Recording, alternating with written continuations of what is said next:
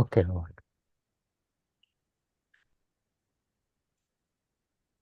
ఓం శివశక్త్యా యుక్తో ఓం శివశక్త్యా యుక్తో యది భవతి శక్తః ప్రభవితుం యది భవతి శక్తః ప్రభవితుం న చేదేవం దేవో న చేదేవం దేవో న ఖలు కుశలః స్పందితుమపి న ఖలు కుశలః స్పందితుమపి అతస్త్వామారాధ్యాం అతస్త్వామారాధ్యాం హరిహర విరించాదిభిరపి హరిహరవిరించాదిభిరపి ప్రణంతుం స్తోతుం వా ప్రణంతుం స్తోతుం వా కథమకృత పుణ్యః ప్రభవతి. కథమకృతపుణ్యః ప్రభవతి. ఓం సర్వవేదాంత సిద్ధాంత ఓం సర్వవేదాంతసిద్ధాంత గోచరం తమగోచరం గోచరం తమగోచరం గోవిందం పరమానందం గోవిందం పరమానందం సద్గురుం ప్రణతోస్మ్యహం. సద్గురుం ప్రణతోస్మ్యహం.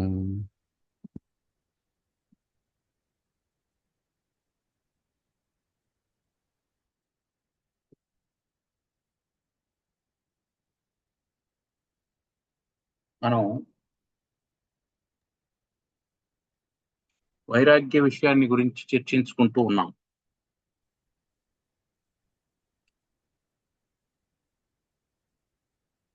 వైరాగ్యం లేకపోతే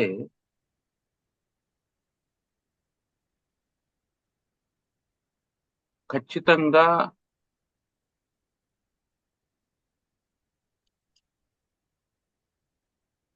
జ్ఞానాన్ని పొందలేము. దానికి ఒక అద్భుతమైనటువంటి నిదర్శన కూడా చెప్తూ ఉన్నాడు. ఒక ఎగ్జాంపుల్ చెప్పారు మనకి. ఏమిటంటే, అయ్యా, ఒక మొసలు ఉంది. ఎవరైతే ఈ సంసార సముద్రాన్ని దాటాలని అనుకుంటారో వాళ్ళు ప్రయత్నం చేస్తూ ఉండగా దారిలోనే ఆ మొసలు పట్టుకొని మధ్యలోకి లాగేస్తుంది అని చెప్పారు. దాని గురించి ఇంకొంచెం చెప్తూ ఉన్నారు. ఏమంటే, విషయాఖ్యగ్రహో ఏన విషయాగ్రహో యేన సువిరక్త్యసినా హతః సువిరక్త్యసినా హతః సగచ్చతి భవాంబోధేః సగచ్చతి భవాంబోధేః పారం ప్రత్యూహ వర్జితః. పారం ప్రత్యూహ వర్జితః. ఎవడు ఎవని చేత, అంటే ఎవడైతే ఆ భవాబ్ది పారం ప్రతియాతు ముద్యతాన్, సంసార సముద్రం యొక్క పారం అవతలి తీరాన్ని, ప్రతి తీరం వైపు యాతుం ఉద్యతాన్, వెళ్ళాలని అనుకుంటున్నాడో వాడేం చేయాలా? ఆశాగ్రహో మధ్య అయితే అంతరాళే అని చెప్పన్నాడు కదా. ఆశ అనేటువంటి మొసలి వాడిని కంఠం పట్టుకొని లోపలికి లాగేస్తుందని చెప్పన్నాడు కదా. ఆ కారణం చేత విషయాఖ్యగ్రహో, విషయాఖ్యగ్రహం, విషయం అనేటువంటి మొసలి. ఏమిటి విషయాలు? శబ్ద, స్పర్శ, రూప, రస, గంధాలు. ఈ శబ్ద, స్పర్శ, రూప, రస, గంధాలు అనేటువంటి విషయాలు, ఇంద్రియ విషయాలు అనేటువంటి మొసలిని ఏం చేయాలా? హతః, చంపేయాలి. ఎట్లా చంపాలి? అసిన, ఖడ్గంతో చంపాలి. కత్తితో పొడి చంపేయాలి. ఏమిటా కత్తి? సువిరక్తి. రక్తి అంటే ఆసక్తి, విరక్తి అంటే ఆసక్తి లేకపోవడం. సువిరక్తి అంటే బాగా వైరాగ్యాన్ని కలిగి ఉండడం. ఆ వైరాగ్యం అనేటువంటి కత్తితో దీన్ని విషయం అనేటువంటి మొసల్ని ఏన అతహ ఎవడైతే చంపుతాడో సగచ్చతి అతడు వెళ్ళగలుగుతాడు. ఎక్కడికి వెళ్ళాలనేది లక్ష్యం? భవాబ్ది పారం ప్రతియాతు ముద్యతాన్. భవాబ్ది పారం, సంసారం అనేటువంటి సముద్రం యొక్క అవతలి గట్టుకు. అదే చెప్తున్నాడు, భవాంబోధేహే పారం. భవాంబోధేహే పారం, సంసారం అనేటువంటి అంబోధేహే సముద్రం యొక్క పారం అవతలి తీరాన్ని సగచ్చతి అతడు వెళ్ళగలుగుతాడు అవతల తీరానికి. ఎట్లా? ప్రత్యూహ వర్జిత. ప్రత్యూహం అంటే ఆటంకం, వర్జిత అంటే లేకుండాని. ఆటంకం లేకుండా అవతలి తీరానికి వెళ్ళాలి అని అంటే విషయం అనేటువంటి మొసల్ని చంపేయాలి. అంటే ఏమర్థం? మనకు సాధనలో వచ్చేటువంటి ఆటంకాల గురించి హెచ్చరిక చేస్తున్నారు జగద్గురు శంకరాచార్యుల వారు. నువ్వు సాధన చేస్తూ ఉంటే నీకు ఆటంకం ఏమొస్తుంది? కూర్చొని మనం జపం చేసుకుంటూ ఉంటాం. జపం చేసుకుంటూ ఉంటే అవతల ఎవరో మాట్లాడుతూ ఉంటారు. ఆ మాటలు వినిపిస్తాయి, శబ్దం.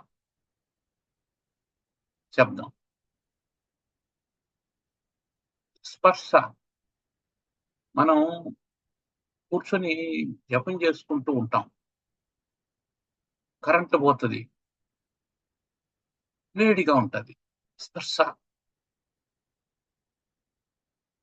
లేదా చలిగా ఉంటది, స్పర్శ. రూపం, కూర్చొని జపం చేసుకుంటూ ఉంటాం, కళ్ళు మూసుకొని కూడా ఉంటాం.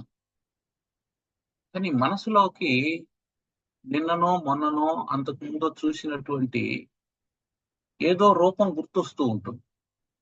అది కళ్ళ ముందుకు వస్తూ ఉంటుంది, ఎవరో గుర్తొస్తూ ఉంటారు. అంతేగాని భగవంతుని పాదాలు గుర్తురావు. గుడికి వెళ్ళాం, భగవంతుని చూసాం, ఆ రూపం గాని ఆ పాదాలు గాని గుర్తురావు. ఎవరో వచ్చి వెళ్ళారు మన ఇంటికి, వాళ్ళు గుర్తొస్తారు. మనం ఎవరింటికో వెళ్ళాం, వాళ్ళు గుర్తొస్తారు. ఎవరో ఏదో చెప్పారు, వాళ్ళు గుర్తొస్తారు. రూపం. రసం, ఇవాళ పెసరట్టు ఉప్మా చేయమని చెప్పాం ఇంట్లో, చేస్తుందో లేదో అనే ఆలోచన వస్తుంది, వెంటనే నోట్లో నీళ్లు వస్తాయి. ఇది రసం. గంధం, ఈలోపు అమ్మగారు ఏం చేస్తారు?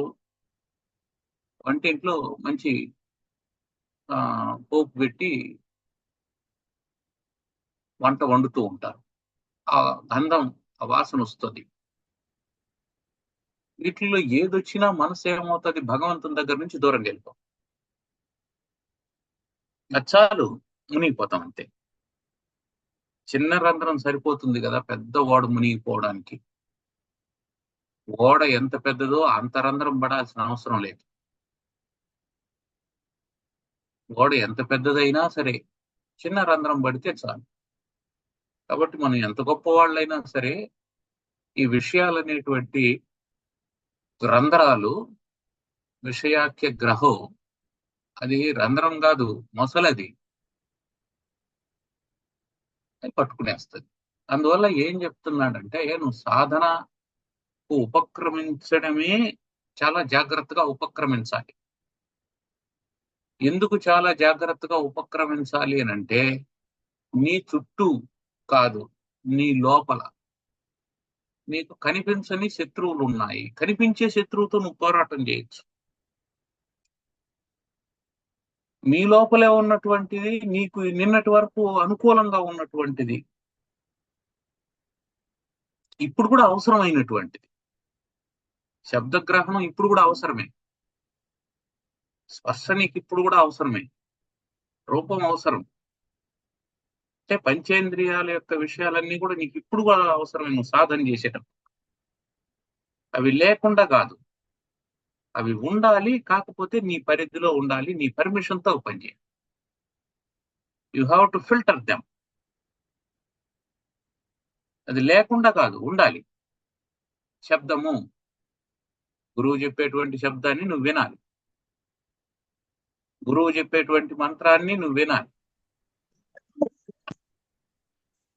ఇవన్నీ అవసరమే.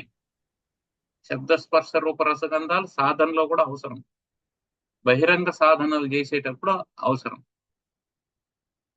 అంతరంగ సాధనలు చేసేటప్పుడు కూడా కొన్ని అవసరం ఈ విషయాలు. అయితే ఇవి ఎంత అవసరమో అది తెలిసి ఉండాలి. ఇదొక సాధన. అది తెలియకపోతే ఏమవుతుందంటే విషయాకి గ్రహ అది మొసలిగా మారిపోతుంది.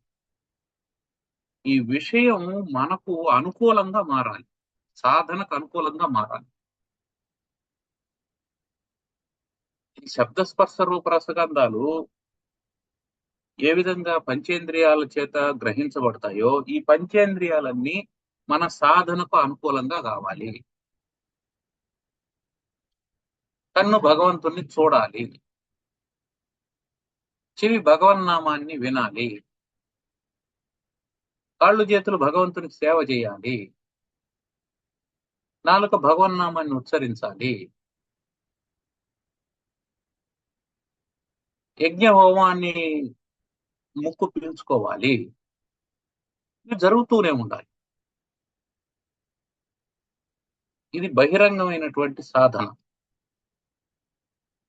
అయితే వీటిని ఇట్లే వదిలేస్తే, వీటికి నియతి లేకపోతే, వీటికి కంట్రోల్ లేకపోతే అవి అక్కడే ఉండవు, అక్కడి నుంచి పక్కకి వెళ్ళిపోతాయి. మనం పొలం గట్టు మీద పశువుని మేపుకునేటప్పుడు ఏం చేస్తాం? దానికి ఒక పగ్గం వేసుకుంటాం, తాడు వేసుకొని దాన్ని పట్టుకొని మేపుతాం. అది ఎంత గడ్డైనా ఉన్ని గట్టు మీద పొలం మేయడానికి మూతెట్ట పెడుతుంది. దాని లక్షణం అది. అప్పుడు ఏం చేస్తాం మనం? మళ్ళీ ఆ తాడు బట్టి వెనక్కి లాగుతాం. వెనక్కి లాగగానే దానికి అర్థం అవుతుంది, ఓహో అక్కడ వద్దంటాడు, ఇక్కడే మేసుకోమంటాడు. కాబట్టి గనుం మీద మేస్తా ఉంటాడు. మళ్ళీ కొంతసేపటి తర్వాత మనం ఏమైనా అజాగ్రత్తగా ఉండామేమో అని మళ్ళీ అది ముఖం అట్లా అంటుంది. ఇక్కడ మనం అజాగ్రత్తగా ఉంటే అది పైరు మేయగలుగుతుంది, మనం జాగ్రత్తగా ఉంటే అది గట్టి మీద ఉన్నటువంటి గడ్డి మేస్తుంది. ఇది తేడా, అంతే. కాబట్టి సాధకుడు ఎట్టుండాలి అంటే వీటన్నిటికీ ఒక పగ్గం వేసి పట్టుకొని ఉండాలి. 5 ఇంద్రియాలకి. ఇప్పుడు 5ంటిని మేపుతాడు. ఈ 5ంటికి పగ్గం చేతిలో ఉండాలి. ఇవేం చేస్తాయి? మనం కొంచెం ఉదాసీనంగా ఉన్నామని తెలియగానే పరిగెత్తి అవతలకి వెళ్తాయి. నీ ఉదాసీనత వాటికి స్వేచ్ఛ. అందుకని నువ్వేం చేయాలి? దానికి నియతిని ఏర్పాటు చేయాలి. ఇదిగో నువ్వు ఇక్కడే మేయాలి, దీన్ని దాటి వెళ్ళడానికి వీల్లేదు. శబ్దం ఏదంటే అది వినడానికి వీల్లేదు. నీకు వినిపిస్తూ ఉంటాయి అవన్నీ, కనిపిస్తూ ఉంటుంది పైరు, కానీ మేయకూడదు. వినిపిస్తూ ఉంటుంది, చెవులో పడుతూ ఉంటుంది, దాన్ని మనసులోకి తీసుకోకూడదు, దాని గురించి ఆలోచన చేయి. నువ్వు మనసులోకి తీసుకోవాల్సిన శబ్దం ఏది భగవత్ సంబంధమైనటువంటిదో అది, ఏది ఆత్మ సంబంధమైనటువంటిదో అది, ఏది పరబ్రహ్మాన్ని గురించి తెలియజేస్తుందో అది, దాన్ని స్వీకరించాలి, దాని గురించి ఆలోచన చేయాలి, దాని గురించి విచారణ చేయాలి.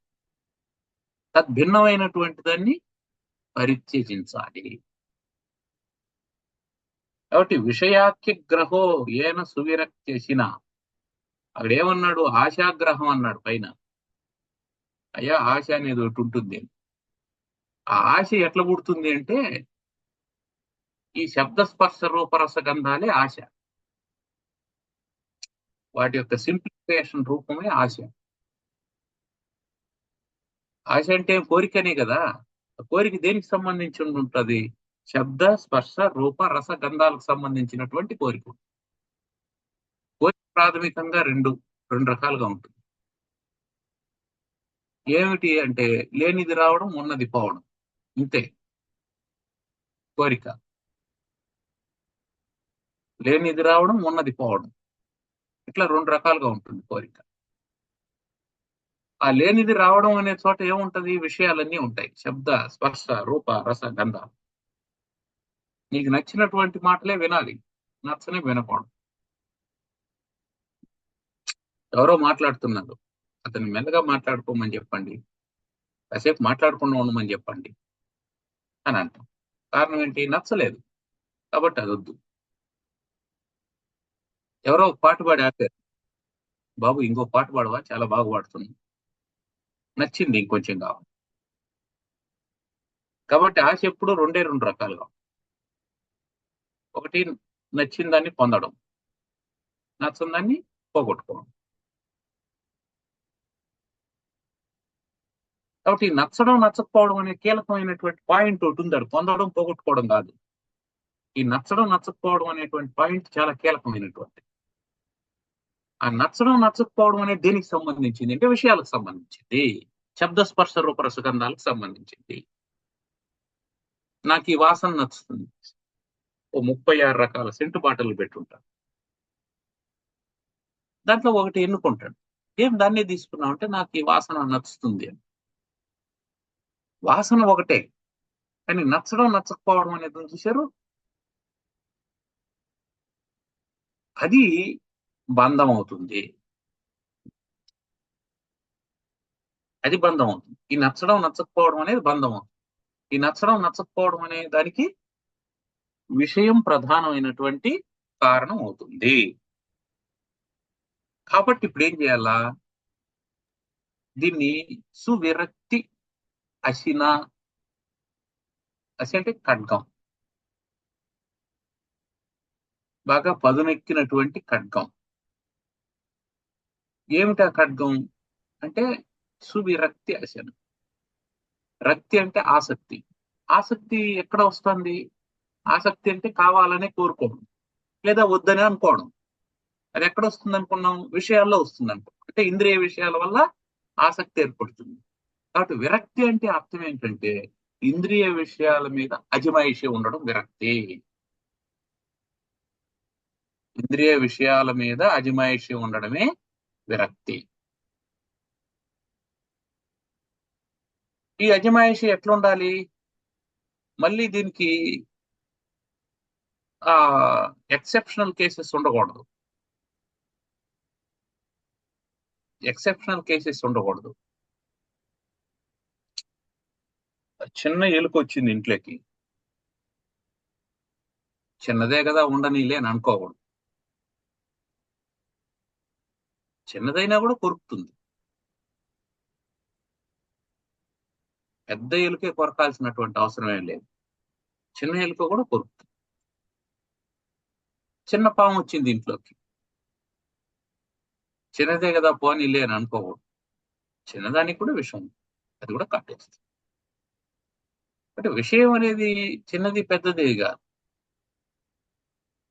అది ఎంతదైనా సరే నిన్ను ముంచుతుంది.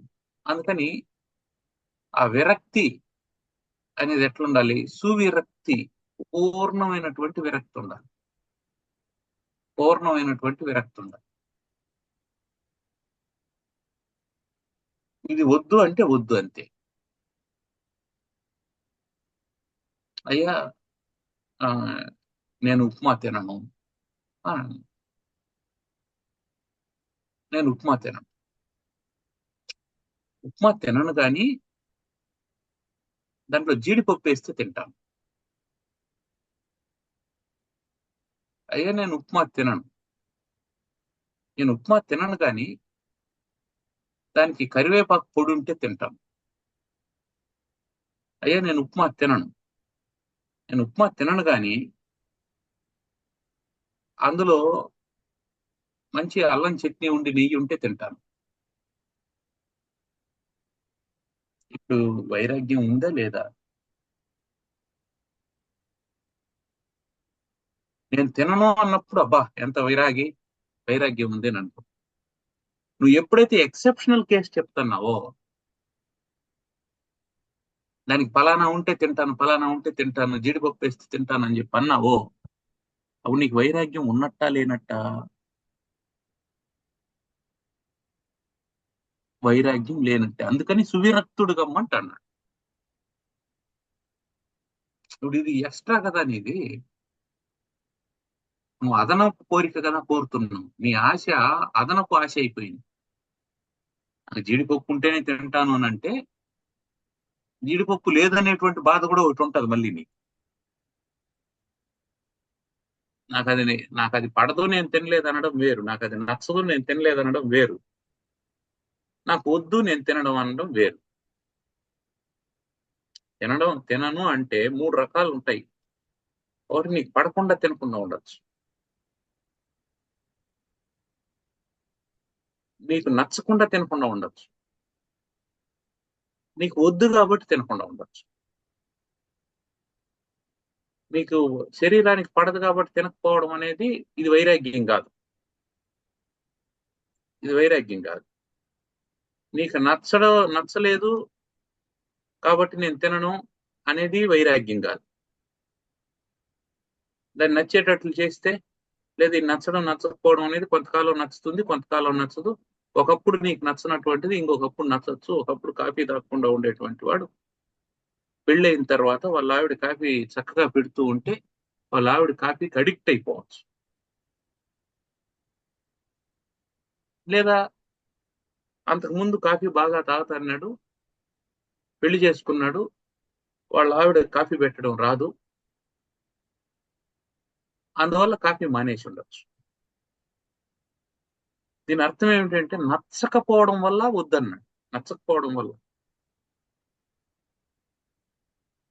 పడదు, నచ్చదు ఈ రెండు కాకుండా పూర్తిగా వద్దు అని అంటే అప్పుడు వైరాగ్యం. అంటే విరక్తి అంటే ఆసక్తి పూర్తిగా లేకుండా ఉండాలి. అది సువిరక్తి. అంతేకాని దానికి ఒక ఎక్సెప్షనల్ ఇచ్చి అది దొరికేంత వరకు లేదు అని అంటే కుదరదు. నేను ఫిల్టర్ కాఫీ అయితే తాగుతానండి, ఫిల్టర్ కాఫీ లేకపోతే నేను తాగను అని చెప్పి అన్నాడు అనుకో, అది వైరాగ్యం కాదు. ఫిల్టర్ కాఫీ ఒక వారం రోజులు దొరకలేదు, తాగలేదు. 8వ రోజు ఫిల్టర్ కాఫీ దొరికితే తాగుతాడు కదా, దాన్ని వైరాగ్యం అని ఎట్టంటాం? అటు వైరాగ్యం అంటే 7 రోజులు తాగకుండా ఉండి 8వ రోజు తాగడం వైరాగ్యం కాదు. అది గుర్తుపెట్టుకోవాలి.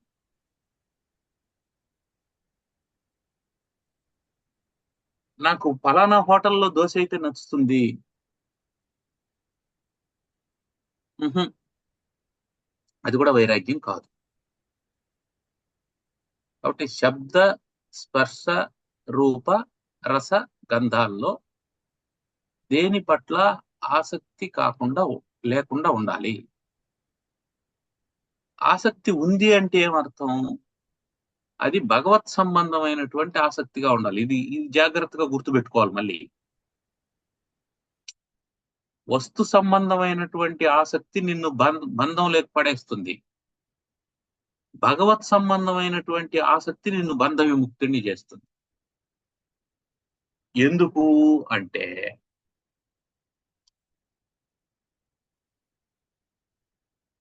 మీ అబ్బాయి పేరు నారాయణ అని అనుకుందాం. మీరు నారాయణ అని పిలిచారు, అబ్బాయి వచ్చేస్తాడు. అబ్బాయి వచ్చేట ఏమైంది? వీడు నా కొడుకు, వీడు పలానా చదువుతున్నాడు, వీడికి నేను పలానా చేస్తున్నాడు, వీడు నా దగ్గర నుంచి పలానా అడుగుతున్నాడు, బంధం ఉంది. అదే నారాయణ భగవంతుడు అనుకుందాం. నారాయణ నారాయణ నారాయణ అన్నావు, ఆయన పరిగెత్తుకుంటూ నీ దగ్గరికి రాడు. నీకు ఆయనకు బంధం ఏముంది? ఏమీ లేదు. కాబట్టి అదే శబ్దం నీ కొడుకును పిలిచినప్పుడు బంధమైంది, భగవంతుని పిలిచినప్పుడు బంధం కాలేదు. అదే స్పర్శ నీ కొడుకును పట్టుకున్నప్పుడు నీలో వాత్సల్యం పుట్టింది, భగవంతుని పట్టుకున్నప్పుడు వాత్సల్యం లేదు. అది అదృష్టం అనుకున్నావు అంతే. అదే రూపం నీ కొడుకు రూపం అయితే ఆసక్తి కలిగింది, భగవంతుని రూపం అయితే ఆసక్తి ఏమీ లేదు, భావం మారిపోతుంది. అంటే వైరాగ్యం అనేది భావ సంబంధమైనటువంటిది, వస్తు సంబంధమైనది కాదు. ఇది గుర్తుపెట్టుకోవాలి మనం. ముఖ్యమైన విషయం ఏమిటంటే వైరాగ్యం వస్తు సంబంధమైంది కాదు, భావ సంబంధమైంది. వస్తు సంబంధమైంది వైరాగ్యం అని అంగీకరించినామంటే ఏమవుతుంది అంటే, మనం ఒక వాచ్ తెచ్చినాం, వాచ్ తెచ్చింది, వాచ్ తెస్తే ఈ వాచ్ నాకు నచ్చలేదు అన్నాడు, నేను కట్టుకోను అన్నాడు పిల్లవాడు. ఇప్పుడు వాడు వాచ్ కట్టుకోనన్నాడా, ఈ వాచ్ కట్టుకోనన్నాడా? ఈ వాచ్ కట్టుకోనన్నాడు. వాడికి ఇంకేదో కంపెనీ వాచ్ లేదు ఇంకేదో మోడల్ వాచ్ తీసిచ్చినామంటే వాడు కట్టుకుంటాడు. అంటే ఇక్కడ వైరాగ్యం ఏమిటి వాడికి? వస్తు సంబంధ వైరాగ్యం, భావ సంబంధ వైరాగ్యం కాదు. భావ సంబంధ వైరాగ్యం అంటే ఏమిటి? నేను వాచ్ కట్టుకోను, ఇది భావ సంబంధమైనటువంటి వైరాగ్యం. నేను బట్టలు వేసుకోను అనేది భావ సంబంధమైన వైరాగ్యం. ఫలానా బ్రాండ్ అయితే వేసుకుంటానడం వస్తు సంబంధమైనటువంటి వైరాగ్యం. కాబట్టి వైరాగ్యం ఎప్పుడు భావ సంబంధమైనదిగా ఉండాలి తప్ప వస్తు సంబంధమైనదిగా ఉండకూడదు. ఎందుకు? వస్తు సంబంధమైనటువంటి వైరాగ్యంతో వైరాగ్యం ఉంటే ఆ వస్తువు మారినప్పుడు, వస్తువు పరిణామం చెందినప్పుడు లేదా వస్తువుని మార్చినప్పుడు నీకేమవుతుంది? ఆసక్తి మళ్ళీ కలుగుతుంది. ఇక్కడ వస్తువు అని అంటే ఏం చెప్పాలా? దేశము కాలము అన్నిటినీ తీసుకోవాలి.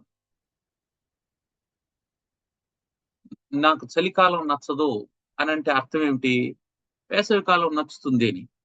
నాకు వర్షాకాలం అంటే చిరాకు అన్నాం అంటే అర్థం ఏంటి? నీ కాలం అంటే వైరాగ్యం ఉందని కాదు. వర్షాకాలం పోయిందంటే మళ్ళీ శరత్కాలం వచ్చిందంటే అది బాగుంటుంది అని అర్థం.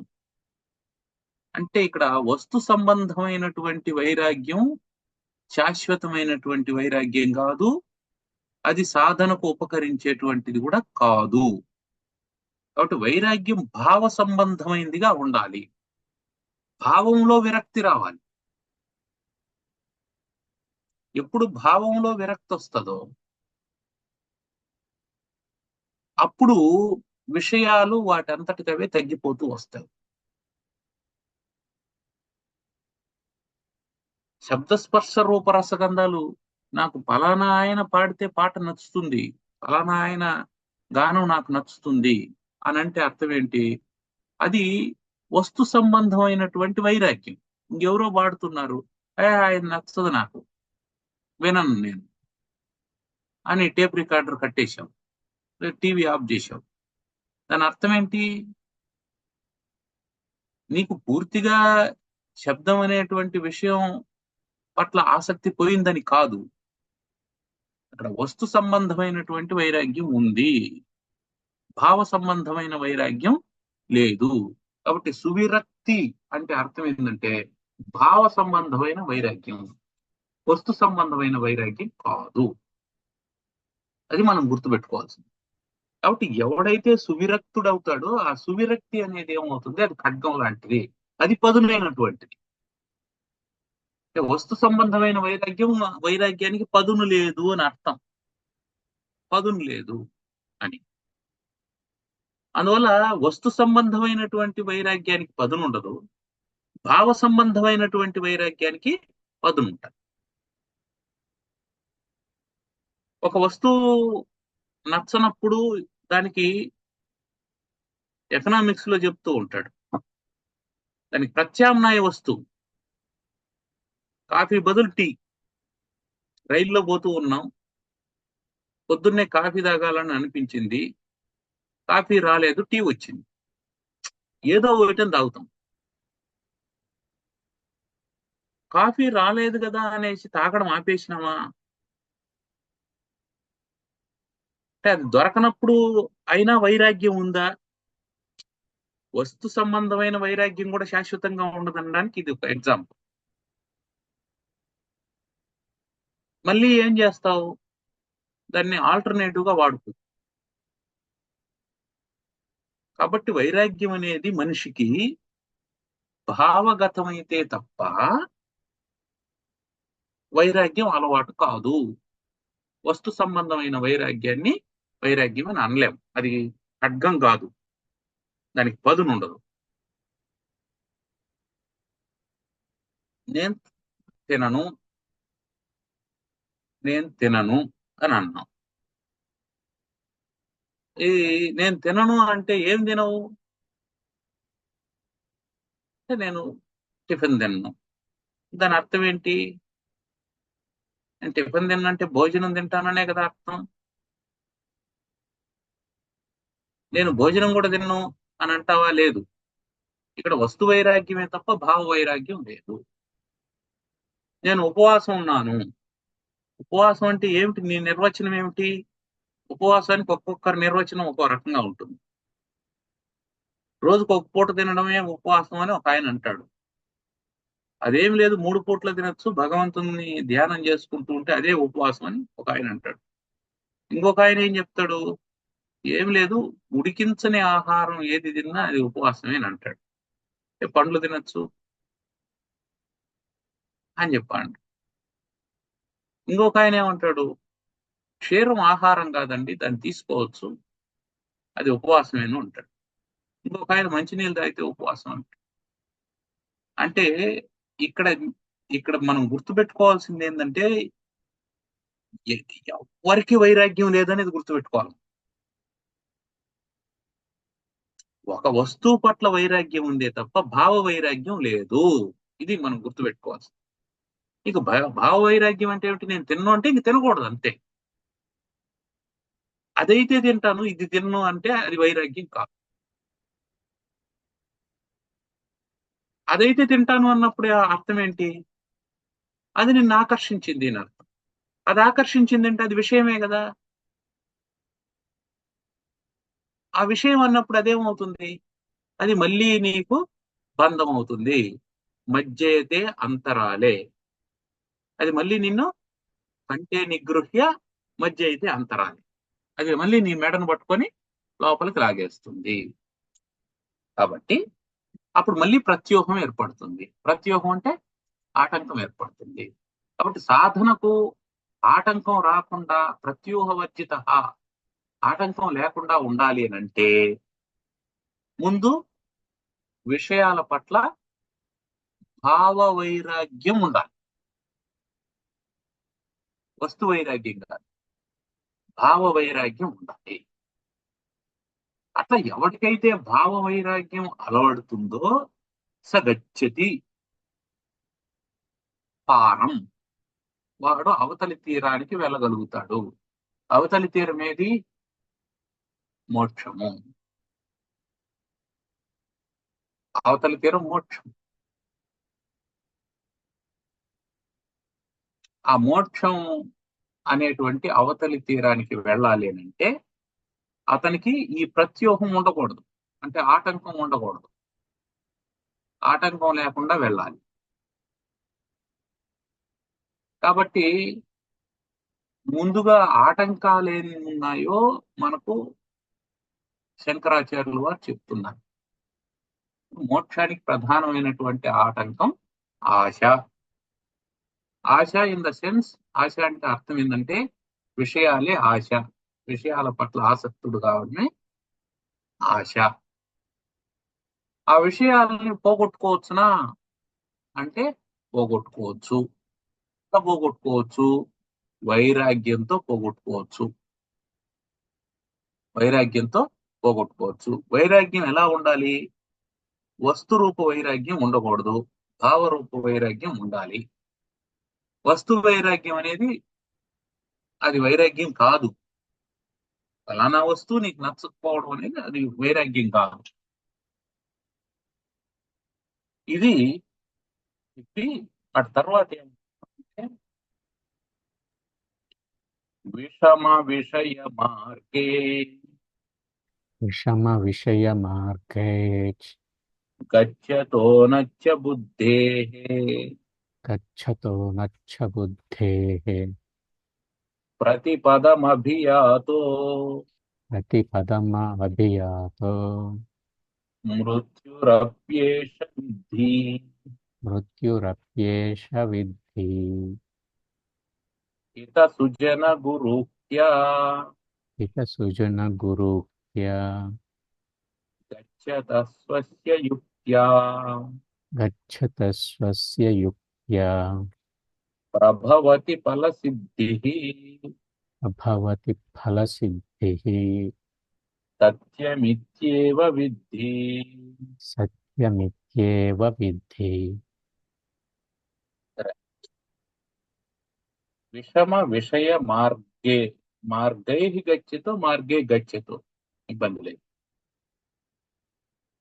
విషమ విషయ మార్గే, విషమం అంటే కష్టమైనటువంటిది, క్రూరమైనటువంటిది, సమంగా లేనటువంటిది విషమం. సమంగా ఉండేది కాదు. విషమం అంటే ఎగుడు దిగుడుగా ఉండేది. ఎగుడు దిగుడుగా ఉండేటువంటి మార్గం, వంకర్ టింకర్ గా ఉండేటువంటి మార్గం, ఎత్తు పళ్ళాలు ఉండేటువంటి మార్గం. ఏమిటా మార్గం? విషయ మార్గం. విషయ మార్గం, విషయం అనేటువంటి మార్గం. మళ్ళీ విషయాల దగ్గరికి వచ్చాం, అయిపోలేదు ఇంకా. శబ్దస్పర్శ రూపరసగంధాలతోనే మన ప్రయాణం నడుస్తూ ఉంటుంది. ఇవి లేకుండా మన ప్రయాణం సాగదు. ఆ ప్రయాణంలో, ఆ ప్రయాణంతో సాగేటప్పుడు దారి ఏమిటి అన్నాడు? విషమం మార్గం అన్నాడు. విషయాలతో కూడినటువంటి మార్గం విషమ మార్గం.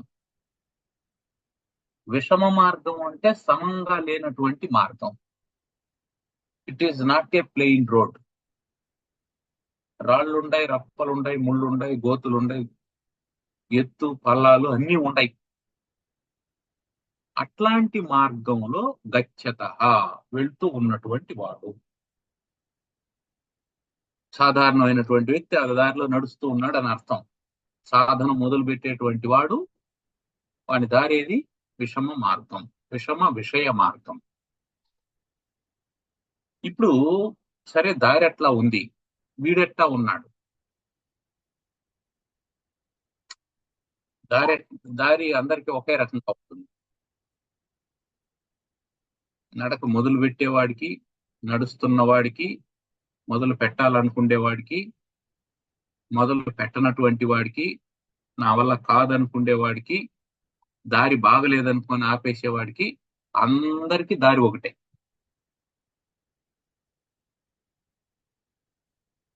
దారి ఒకటే. అది విషమ విషయ మార్గం, అది దారి. నువ్వు వెళ్ళాలనుకున్నప్పుడు నువ్వు ఎట్లుండవు అంటే అనత్స బుద్ధే. స్వచ్ఛము అంటే స్వచ్ఛము అని అర్థం. స్వచ్ఛమైనటువంటి బుద్ధి కలిగిన వాడు, కలుషమైనటువంటి బుద్ధి, కలుషరాహిత్యమైనటువంటి బుద్ధి కలిగిన వాడు అత్సబుద్ధి. అనత్స బుద్ధి అంటే స్వచ్ఛమైనటువంటి బుద్ధి లేనివాడు. రెండు వ్యతిరేకంగానే ఉన్నాయి. దారి బాగలేదు, బుద్ధి బాగలేదు. నీ బుద్ధి బాగలేదు, దారి బాగుంది, వెళ్ళొచ్చు. దారి బాగలేదు, బుద్ధి బాగుంది, సర్దుకొని వెళ్తా. దారి బాగలేదు, బుద్ధి బాగలేదు. మంచి డ్రైవరు రోడ్డు బాగలేదు, జాగ్రత్తగా నడుపుకుంటూ వెళ్తాడు, మెల్లగా నడుపుకుంటూ వెళ్తాడు ఓపికగా.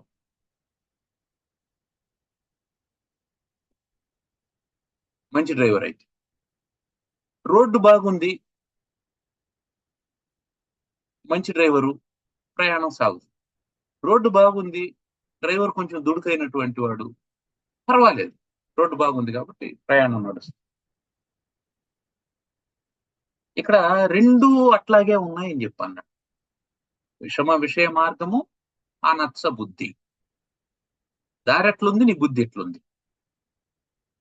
ఇప్పుడు ప్రతిపదమభియాతో మృత్యురప్యేష విద్ధి, మృత్యురప్యేష సిద్ధ.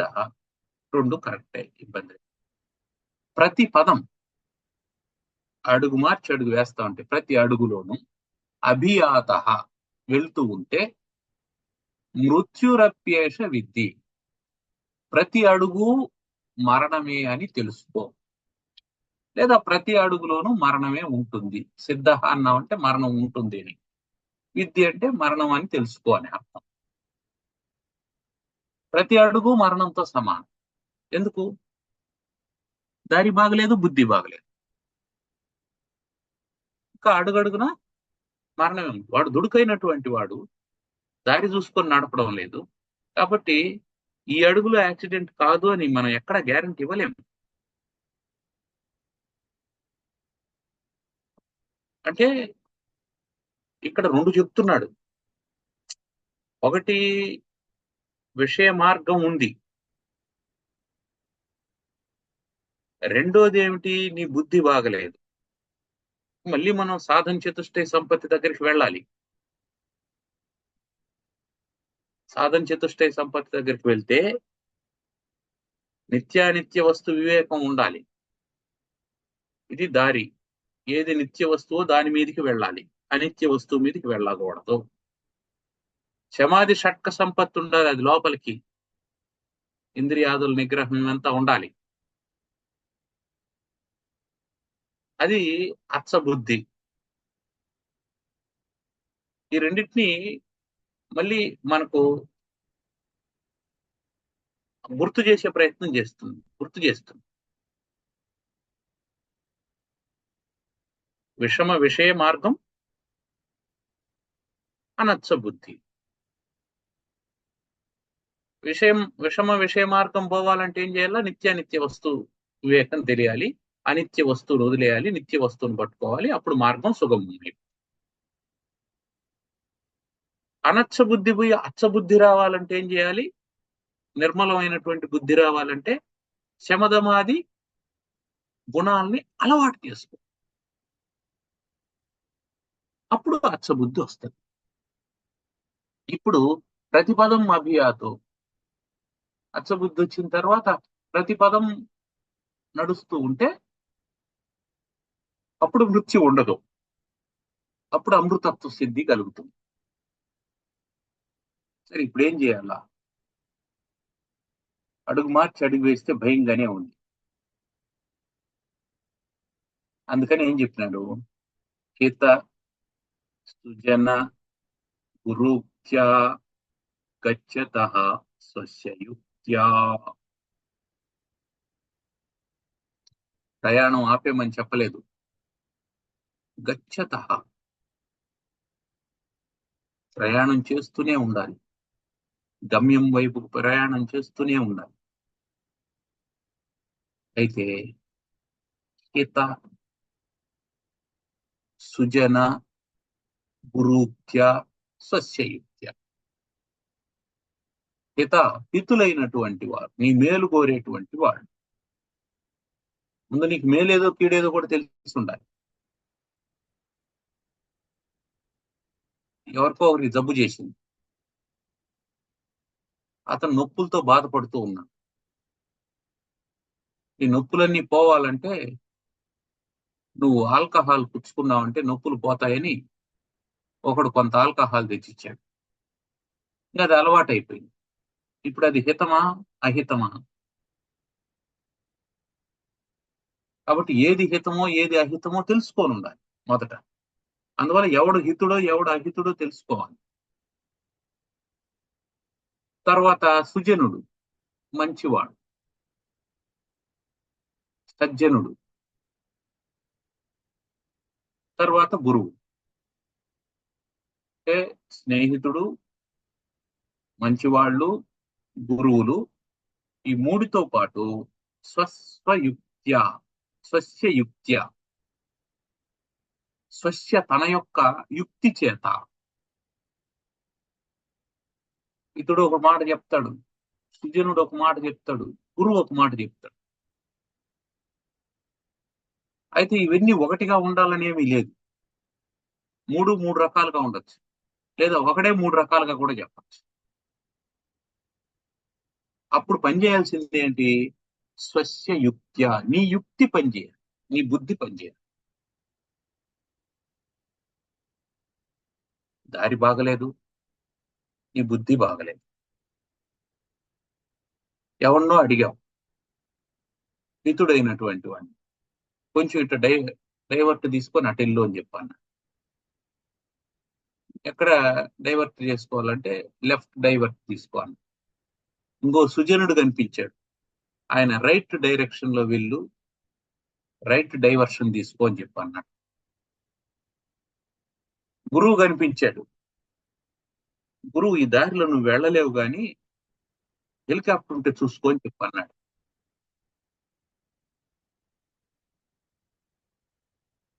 ఇప్పుడు నీ యుక్తి ఏమిటి? ఎడం వైపా కుడి వైపా గాలిలో అనేది నువ్వు ఆలోచన చేసుకో. నువ్వు ఆలోచన చేసుకోవాలంటే నీకు అచ్చమైన బుద్ధి ఉండాలి. ఇది మళ్ళీ మళ్ళీ అక్కడికే రావు. నిన్ను వదిలిపెట్టి సాధన లేదు, నీ సాధన నీలోనే ఉంది.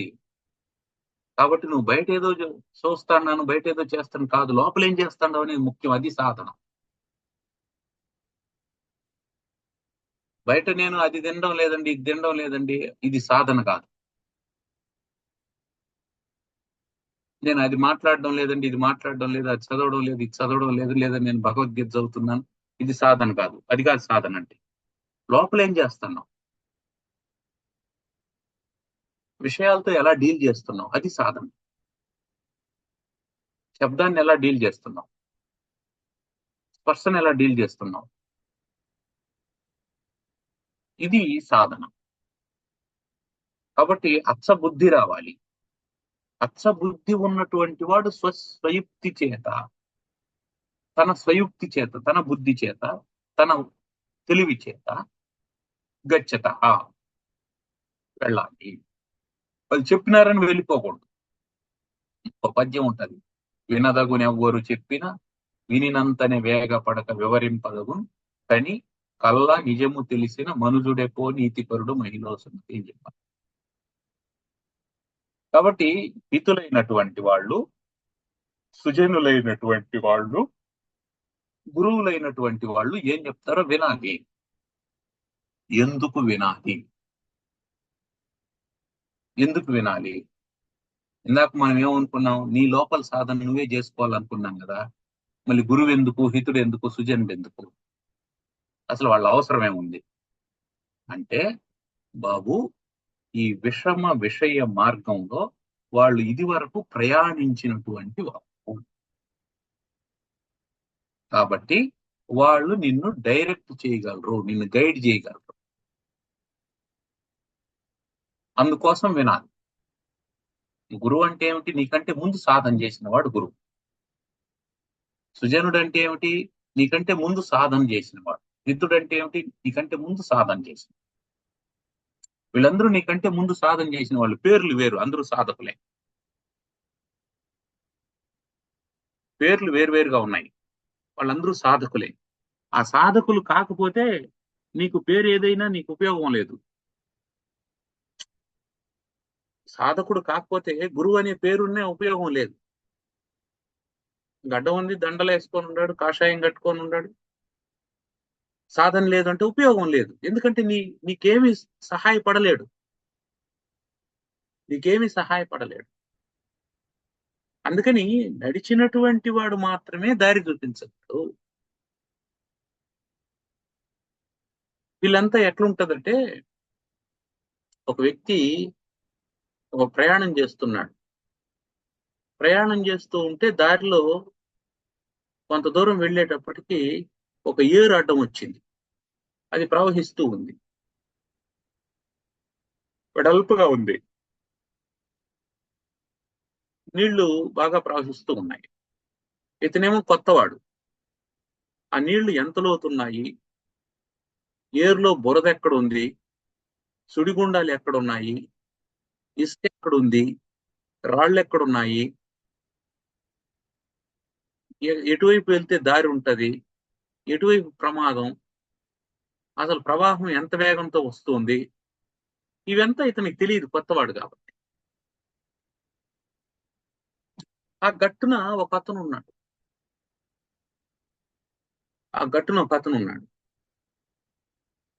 అతను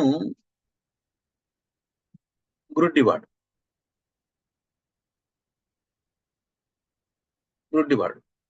అతనికి తెలుసు. ఏం తెలుసు? ఇటు నుంచి కుడివైపుకి వెళ్ళాలి, వెళితే అక్కడ నీళ్లు పలసగా ఉంటాయి, మధ్యలో కొంత దూరం వెళ్ళిన తర్వాత మళ్ళీ ఎడం వైపుకు తిరగాలి, ఎడం వైపుకు తిరగకపోతే కుడివైపున బురద ఉంటది, ఆ ఎడం వైపుకు తిరగాలి, ఇంకొంచెం ముందుకెళ్ళిన తర్వాత అక్కడ రాళ్ళు ఉంటాయి, అందుకని ఇంకొంచెం కుడివైపుకు తిరగాలి, అట్లా తిరిగి కొంచెం ముందుకెళ్ళామంటే అవతల గట్టుకు వెళ్ళిపోతాం. ఇది ఎవరు చెప్పేది? గుడ్డివాడు చెప్తున్నాడు. అక్కడ కుంటివాడు ఉన్నాడు.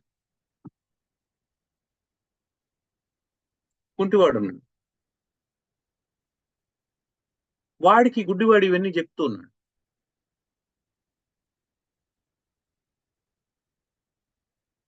వీడు వెళ్ళగలడా? వెళ్ళలేడు.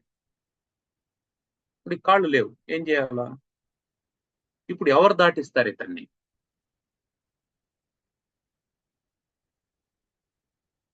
అంటే గుడ్డివాడు లేచి నిల్చున్నాడు, కుంటివాడు వాడి భుజాల మీద ఎక్కున్నాడు. గుడ్డివాడిని చెయ్యి బాటసారి పట్టుకున్నాడు. సో కాళ్ల బలం ఎవరిది? గుడ్డివాడిది. కన్ను బలం ఎవరిది? కుంటివాడిది. వీళ్ళిద్దరూ కలిస్తే ఏరు దాటేశారు. కాబట్టి మనకు దారిలో ఒక గుడ్డివాడు తగులుతాడు, కుంటివాడు తగులుతాడు.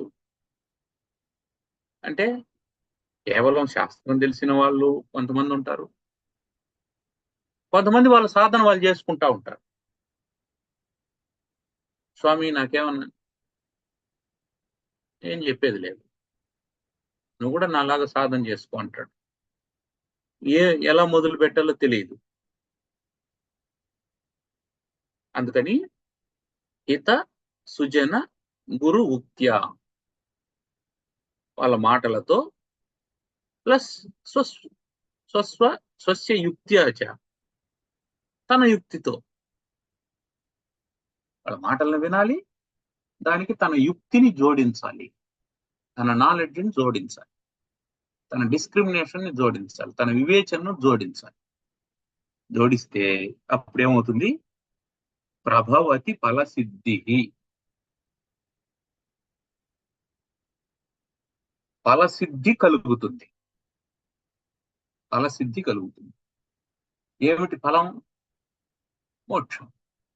మోక్ష సిద్ధి కలుగుతుంది. సత్యమితి ఏవ విద్ధి, ఇది సత్యమని తెలుసుకో. కాబట్టి ఫలసిద్ధి కలగాలంటే నీకు అచ్చమైనటువంటి బుద్ధి ఉండాలా. అచ్చమైనటువంటి బుద్ధి ఉంటే ఆ విషయ మార్గాన్ని దాటగలవు. దానికి నువ్వు సూచనలు సలహాలు తీసుకోవచ్చు. హితులైనటువంటి వాళ్ళు, సుజనులైనటువంటి వాళ్ళు, గురువులైనటువంటి. ఇప్పుడు దీన్ని 3గా విభజన చేయడం ఒక పద్ధతి, హితులు, సుజనులు, గురువులని. ఈ హిత సుజన గురు అనేది ఒకే పదంగా తీసుకున్నాం అనుకో, ఒకడే గురువు, అతను సుజనుడు, హితుడు. అతను మంచివాడు, మన మేలు కోరేవాడు. ఇందాక 3 చెప్పుకున్నాం, సుజనులైన వాళ్ళు, హితులైన వాళ్ళు, గురువులైన వాళ్ళు. ఇప్పుడు కాదు, గురువే. ఎవడు దారి చూపిస్తాడో వాడు గురువు. అయితే వాడు ఎట్లాంటి వాడై ఉండాలి? హితుడై ఉండాలి. సహతరతి పరాం స్థారయతి, తాను తరిస్తూ ఇతరులను కూడా తరింపు చేసేటువంటి వాడు హితుడు, గురువు. తాను మాత్రమే తరించే గురువు ఉంటాడు, అతను గురువు కాదు, అతను తరిస్తాడు అంతే. అతను ఎవరికి ఉపదేశం చేయడు, ఎవరికి, తన సాధన ఏదో తాను చేసుకుంటూ ఉంటాడు, తన తపస్సు ఏదో తాను చేసుకుంటూ ఉంటాడు. అతను తక్కువ అని కాదు, అతను నీకు ఉపయోగపడ్డు అని దాని అర్థం అంతే. అతను నీకు ఉపయోగపడ్డు, కానీ అతడు ఉద్ధరింపబడతాడు, అది వేరే విషయం. కాబట్టి ఇక్కడ హిత, హిత గురువు, నీ మేలు కోరేటువంటి వాడు. ఇంకా సుజన గురువు నీ మేలు కోరతాడు కానీ అతను మంచివాడు కాదు. అంటే మళ్ళీ మనకు ఆ గురువుల్లో రెండు రకాలని మనం చెప్పుకున్నాం ఇదివరకే, బాధ గురువులు, బోధ గురువులు అని.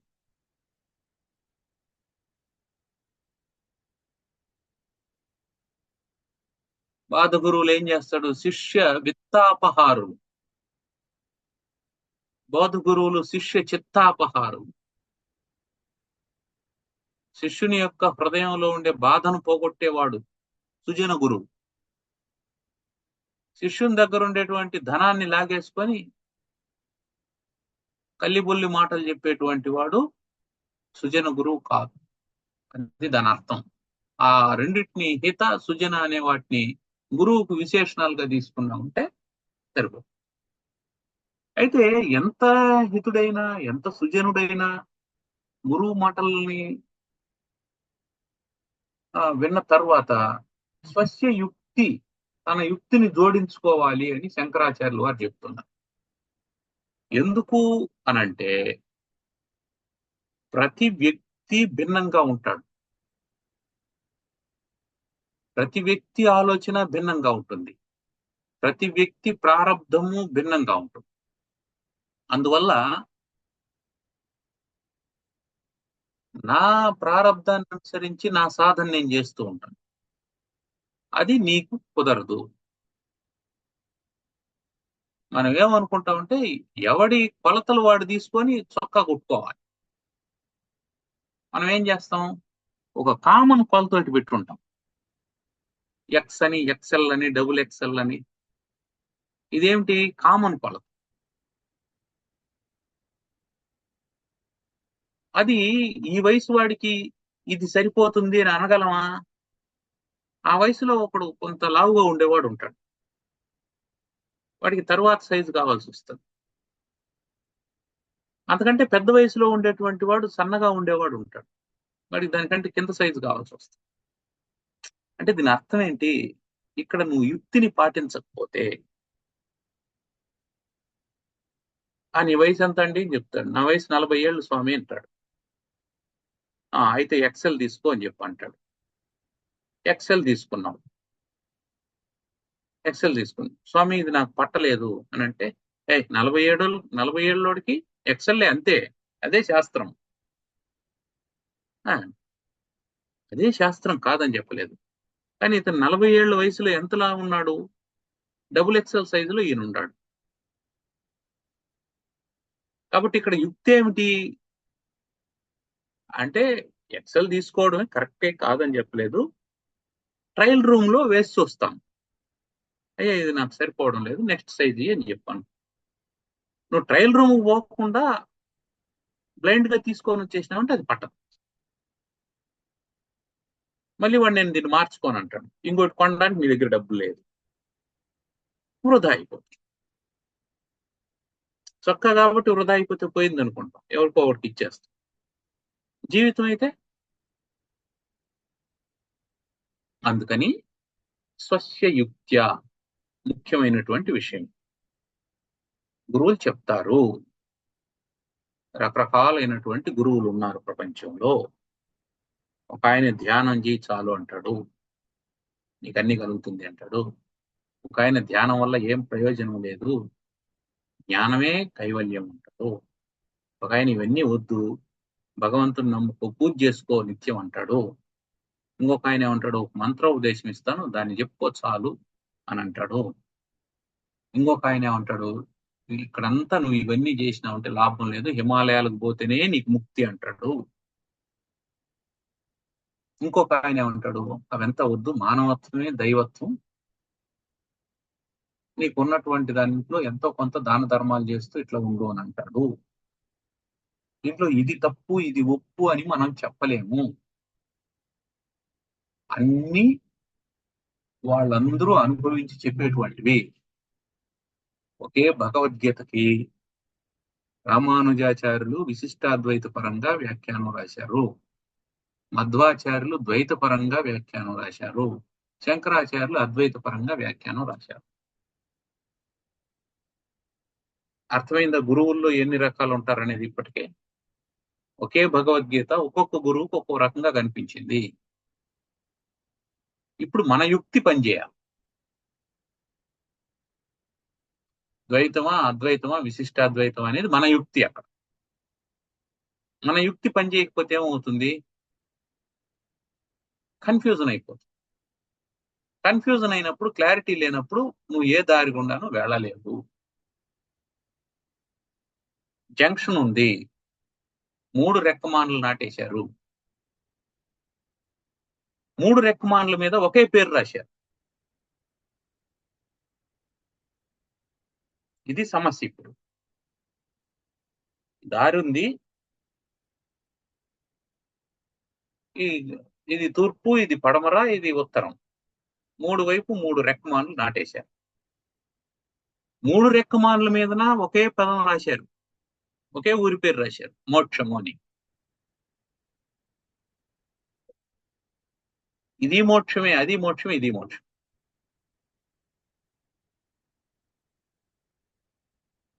ఏమి ఆయన అటు వెళ్ళాడు, ఆయనకు మోక్షం కలిగింది, ఈయన ఎటు వెళ్ళాడు మోక్షం కలిగింది, ఈయన ఎటు వెళ్ళాడు మోక్షం కలిగింది. నువ్వెట వెళ్ళాలి? నీకే సరిపోతుంది. నీ స్థాయి నువ్వు చూసుకోవాలి. ఆయనది రైలు మార్గం వేసి ఉన్నాడు ఆయన. అదే ఊరు, దానికి అది రైలు మార్గం. ఇది రోడ్డు మార్గం, ఇది జల మార్గం. నువ్వేం చేయాల? నీ దగ్గర ఏముంది? నీ దగ్గర పడవ ఉంటే జల మార్గంలో వెళ్ళు, నీ దగ్గర వాహనం ఉంటే నేల మార్గంలో వెళ్ళు, నీ దగ్గర రైలు ఉంటే రైలు మార్గంలో వెళ్ళు. ఇది నువ్వు చూసుకోవాలి, ఇది నీ యుక్తి. నీ దగ్గర ఏముంది అని తెలుసుకోవాలి ఫస్ట్. అంతేగాని నేను పడవను ఎత్తుకొని పోయి రైల్వే ట్రాక్ మీద పెడతాను అని అంటే అది పోదు, కదలదు ముందరికి. నేను కారుని ఎత్తుకొని వచ్చి నీళ్ళల్లో నడుపుతానంటే మునిగిపోతుంది. అందుకని స్వస్యయుక్త్య అనేది చాలా ముఖ్యమైనటువంటి విషయం. అక్కడ కీలకమైనటువంటి పదం అది. నీ యుక్తి పనిచేయకపోతే నీకు దారి లేదు, దారులు ఉపయోగపడవు. అందువల్ల హిత సుజన గురువు అయినటువంటి, హితుడైనటువంటి, శిష్యుని యొక్క మేలు కోరుకునేటువంటి, స్వయంగా మంచివాడైనటువంటి, తాను ఉత్తరం కోటినటువంటి వాడుగా ఉండాలి, తాను సహృదయుడై ఉండాలి, శిష్యుని మేలు కోరుకోవాలి. అటువంటి గురువు చెబితే కూడా స్వస్య యుక్త్యా, ఎవడైతే తన యుక్తితో గచ్చతః వెళ్తాడో అతనికి ఫలసిద్ధి ప్రభవతి, సత్యమిత్యేవ విద్ధి. ఇది సత్యం అని తెలుసు అని చెప్పాను. కాబట్టి ముఖ్యంగా ఏం చెప్తున్నాడు అంటే, వైరాగ్యం అవసరం మోక్షానికి. ఇహామూత్రార్థ ఫలభోగ విరాగము అని చెప్పి మనకు మూడవది చెప్పాడు సాధన చతుష్టయ సంపత్తిలో. మొదటి ఇది ఏం చేయాలా? నిత్యానిత్య వస్తు వివేకం చేసుకోవాలి. ఇది నిత్యము, ఇది అనిత్యం అనేది తెలుసుకోవాలి. ఆ నిత్య వస్తువు మీద ఆసక్తి ఉండాలి, అనిత్య వస్తువు మీద విరాగం ఉండాలి. అంటే మన శబ్ద స్పర్శ రూపరస గంధాలని పోగొట్టుకోలేము, అవి పోవు. అందుకని వాటిని ఏం చేయాలా? అనిత్య వస్తువుల మీద కాకుండా నిత్య వస్తువుల మీదకి మరలించుకోవాలి. ఇది మొదటి పాయింట్. రెండో పాయింట్ ఏం చెప్తున్నాడు? సమాధి షట్క సంపత్తి. ఈ శమధమాదులన్నింటినీ తనలో ఇన్కార్పొరేట్ చేసుకోవాలి, తన సాధనలో వాటిని ఏర్పాటు చేసుకోవాలి. అంతరింద్రియ నిగ్రహం, బాహ్యేంద్రియ నిగ్రహం ఇవన్నిటిని ఉండాలి. మూడోది ఏం చెప్తున్నాడు? ఇహామూత్రార్థ ఫలభోగ విరాగం ఉండాలి. అంటే నాకు ఈ లోకంలో భోగాలు గాని పరలోకంలో భోగాలు గాని అక్కర్లేదు అనేటువంటిది ఉండాలి. అప్పుడు ముముక్షు అవుతాడు. అప్పుడు మోక్షానికి అర్హుడు అవుతాడు. మోక్షాన్ని కోరుకోవడానికి అర్హుడు అవుతాడు. అది ఇక్కడ చెప్తున్నాను. కాబట్టి నాయన, విషయాలు విషమార్గాలతో సమానమైనటువంటివి, అది సమతల మార్గాలు కావు. రెండవది, నీ బుద్ధి సమతలంగా ఉండాలి, సమానంగా ఉండాలి. ఈ రెండింటిని బ్యాలెన్స్ చేసుకున్న తర్వాత నువ్వు గురువు యొక్క వాక్యాన్ని వినాలి. గురువు యొక్క వాక్యాన్ని విన్న తర్వాత నీ బుద్ధితో నువ్వు ఆలోచన చేయాలి. నీకది సెట్ అవుతుందా లేదా చూసుకోవాలి.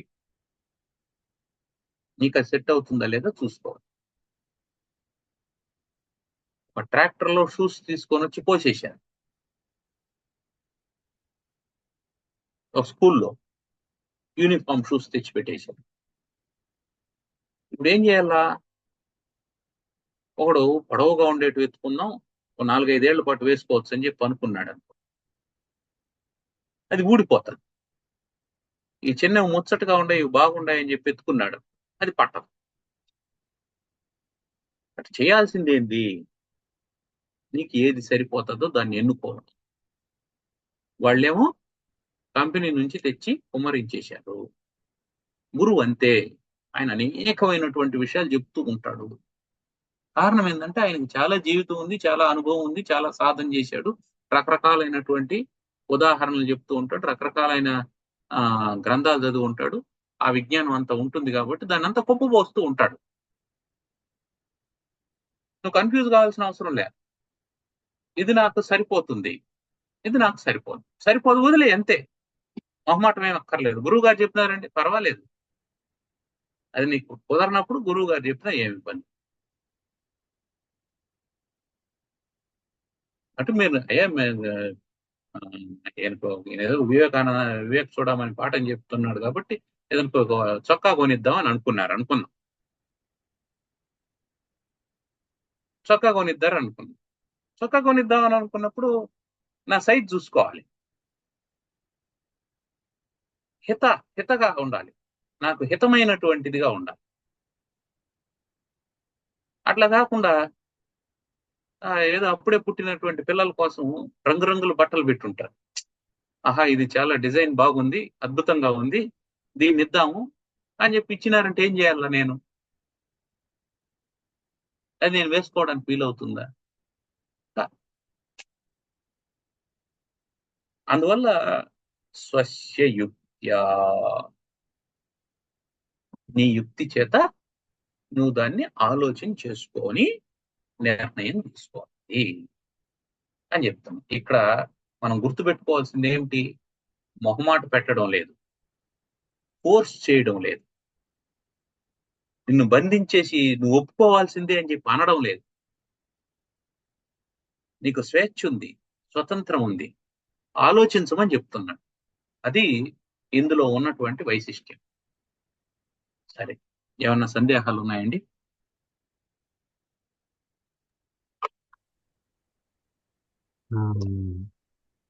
ఎవరిని గుడ్డిగా నమ్మకూడదు అనే సందేశాన్ని, ప్లస్ సనాతన ధర్మం యొక్క లో ఉన్న విషయం, అంటే అందరికీ స్వేచ్ఛ ఉంది, పరిప్రశ్నలు వేసే అవకాశం ఉంది, నేను చెప్పిందే వేదం, నేను చెప్పిందే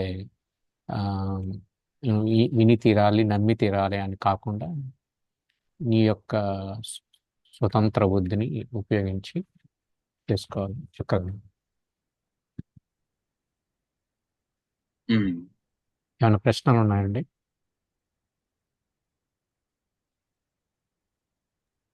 లేవండి. సరే, కన్క్లూడ్ చేద్దాం. తప్పకుండా. ఓం సర్వమంగళమాంగళ్యే శివే సర్వార్థసాధికే శరణ్యే త్ర్యంబకే గౌరీ నారాయణి నమోస్తుతే. ఓం స్వస్తి ప్రజాభ్యః పరిపాలయంతాం న్యాయేన మార్గేణ మహీం మహీషాః. గోబ్రాహ్మణేభ్యः శుభమస్తు నిత్యం. లోకాः సమస్తాः సుఖినో భవంతు. శాంతి శాంతి శాంతి. స్వస్తి. ధన్యవాదాలు. ధన్యవాదాలు. ధన్యవాదాः. ప్రణామः. అందరికి నమస్కారం.